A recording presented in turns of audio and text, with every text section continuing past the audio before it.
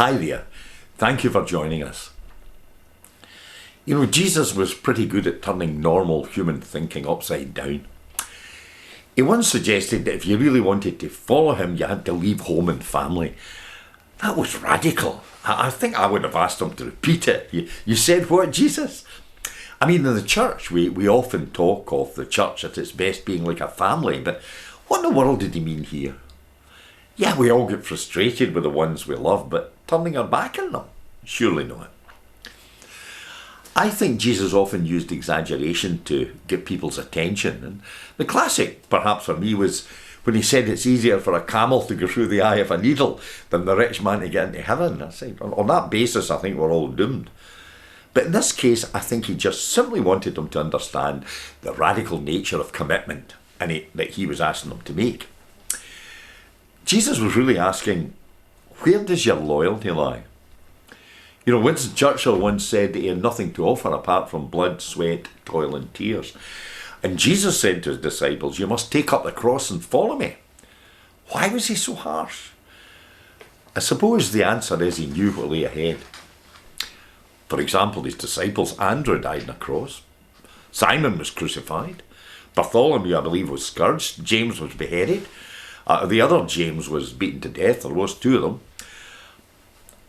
Legend says Thomas was run through with a lance. Matthias was stoned. Matthew was slain with the sword. Peter was crucified upside down. And Thaddeus was shot to death with arrows. Oh, and Philip was hanged. Only John made it through alive, but he was exiled to an island in the middle of the Mediterranean Sea called Patmos. The demands that Jesus makes are extreme. It shakes our foundations.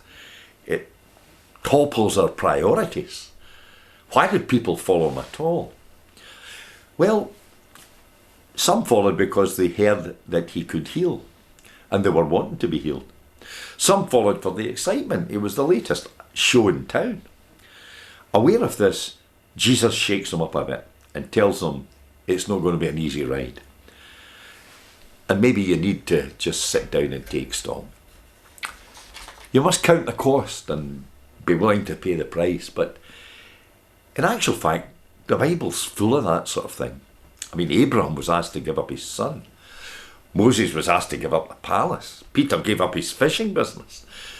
Oh, Matthew gave up his money laundering scam, and Paul gave up his position as a Pharisee. I've often wondered what might have happened if those disciples had not paid the price. Where would the church be? A third of the earth's 6 billion population or there and thereabouts claim Jesus to be their Lord. What kind of church would it be if these 12 had put down their crosses? I think Jesus can be quite clear and blunt when he asks us to establish our priorities, count the cost, and be prepared to pay the price. It applies to faith, but the more I think of it, it applies to almost every single area of life, in the church and out of it. What are our priorities? Again, thanks for listening to me, and God bless you.